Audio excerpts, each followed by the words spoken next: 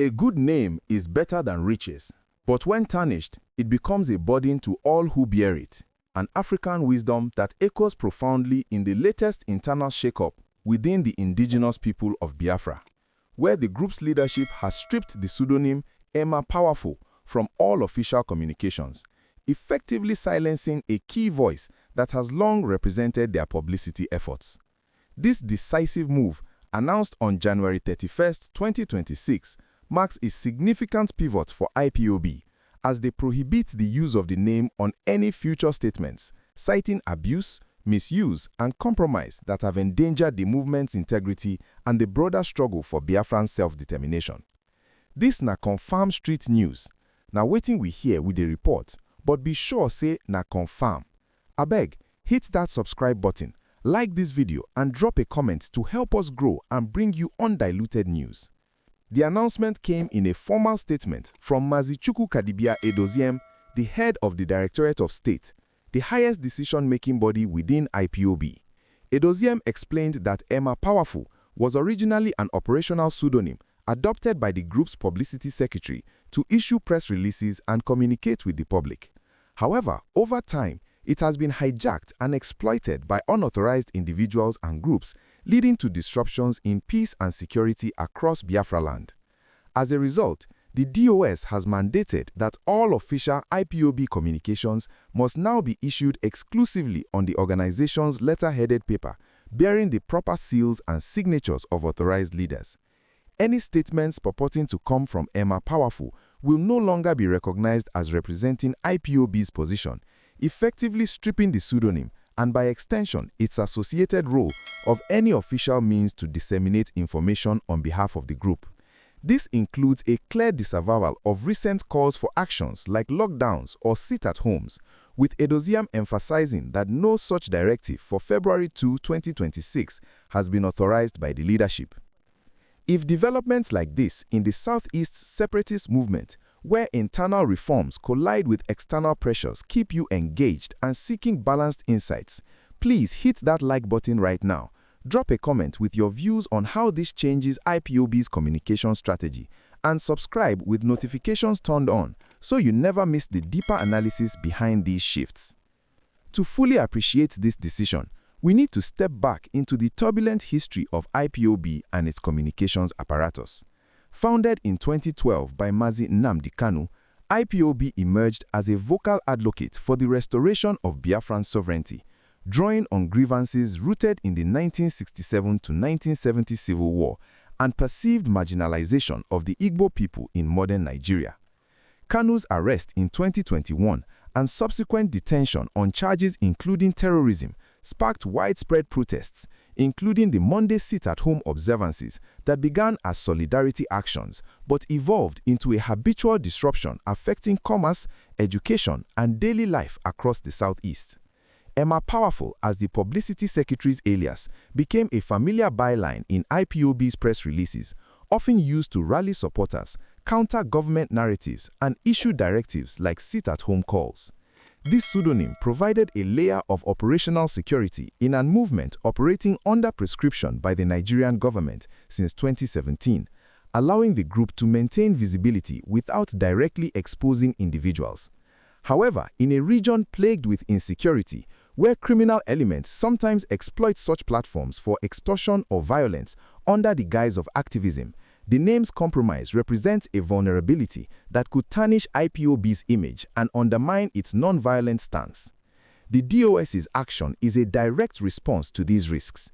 Edoziem's statement highlighted how the pseudonym has been abused by certain individuals and groups to sow discord, implying that unauthorized statements bearing the name have fueled instability in Biafraland. By banning it and shifting to letterheaded documents, IPOB aims to centralize control over messaging, ensuring that only vetted communications carry the group's authority. This reform aligns with institutional best practices, as Edoziem noted, emphasizing accountability and preventing further misuse that could jeopardize the self-determination struggle. Notably, the timing coincides with heightened tensions, such as recent clashes with Anambra Governor Chukwuma Soludo over market closures and sit-at-home enforcement, where conflicting statements, some attributed to Emma Powerful, have muddied the waters. While the announcement doesn't explicitly name the individual behind the pseudonym, it effectively strips that role of its primary means of official outreach, requiring future communications to come through more formalized channels under the DOS's oversight. The implications of this shift are multifaceted and could reshape IPOB's operations in significant ways. Politically, it strengthens the DOS's grip on the narrative, potentially reducing internal factionalism by eliminating a loophole for rogue elements to issue directives that contradict leadership intentions.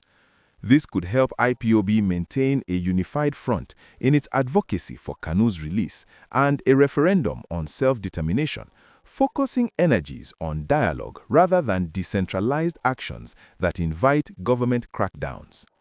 Socially, in the Southeast, where IPOB commands substantial grassroots support, the change might confuse followers accustomed to Emma Powerful's voice, leading to a temporary dip in mobilization if communications become less frequent or more bureaucratic. Economically, by disavowing unauthorized sit-at-home calls, like the one for February 2, the move indirectly supports efforts to normalize trade and reduce losses from disruptions, aligning with regional governors' pushes for full market operations amid ongoing insecurity.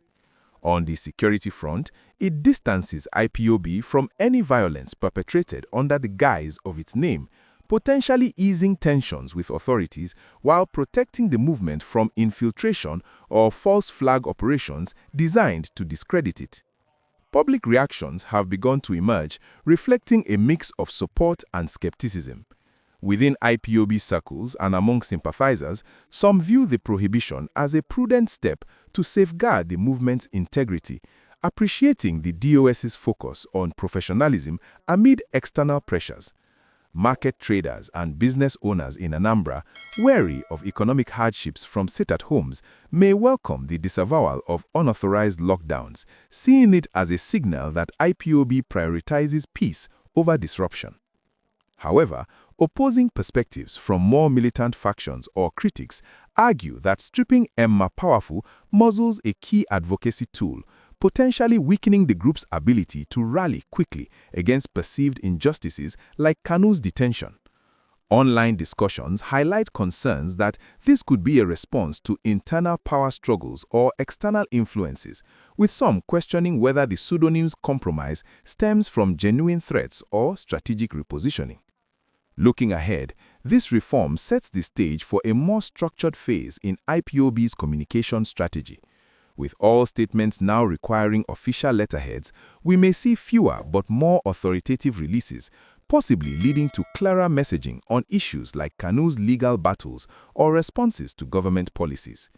If the DOS maintains transparency, it could rebuild trust and prevent further misuse. But any perception of censorship might alienate grassroots supporters, prompting splinter groups to emerge with their own platforms. In the immediate term, Monday's potential sit-at-home, despite the disavowal, will test IPOB's influence. Low participation could affirm the DOS's control, while widespread observance might indicate lingering loyalty to the old pseudonym's calls.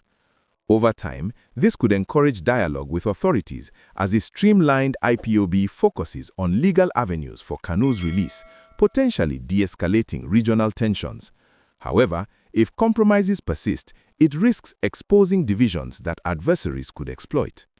As we reflect on this pivotal moment for IPOB, it underscores how even the most resilient movements must adapt to protect their voice. If this in-depth exploration of internal reforms and their ripple effects has you thinking about the future of advocacy in the Southeast, show your support.